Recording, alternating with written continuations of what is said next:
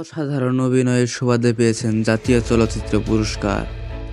তবে অভিনয়ের বাহিরে দেশের হাতে গোনা কয়েকজন খ্যাতিমান ডাক্তারদের মধ্যে তিনি অন্যতম। সাধারণ মানুষ ভালোবেসে তাকে গরিবের ডাক্তার বলেও ডাকেন।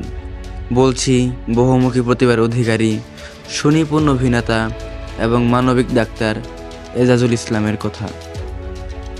বর্তমানে ঢাকা মেডিকেল কলেজের নিউক্লিয়ার মেডিসিন বিভাগের প্রধান হিসেবে কর্মরত আছেন তিনি। ডাক্তার এজাজ সম্প্রতি যতদিন বাঁচবেন ততদিন ৩০০ টাকা ফিতেই রোগী দেখার ঘোষণা দিয়েছেন।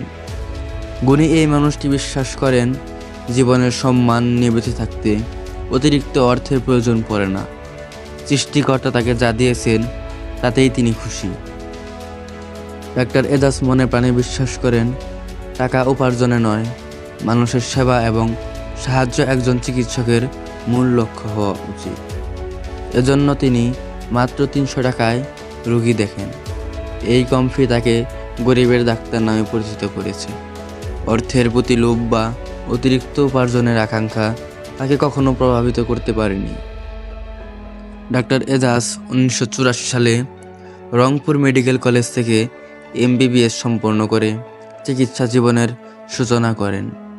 পরবর্তীতে তিনি বঙ্গবন্ধু শেখ মুজিব মেডিকেল বিশ্ববিদ্যালয় থেকে নিউক্লিয়ার মেডিসিনে স্নাতকোত্তর ডিগ্রি অর্জন করেন। সত্যি ডাক্তার এজাজের কাছ থেকে অনেক কিছুই শেখার আছে এদেশের তরুণ ডাক্তারদের।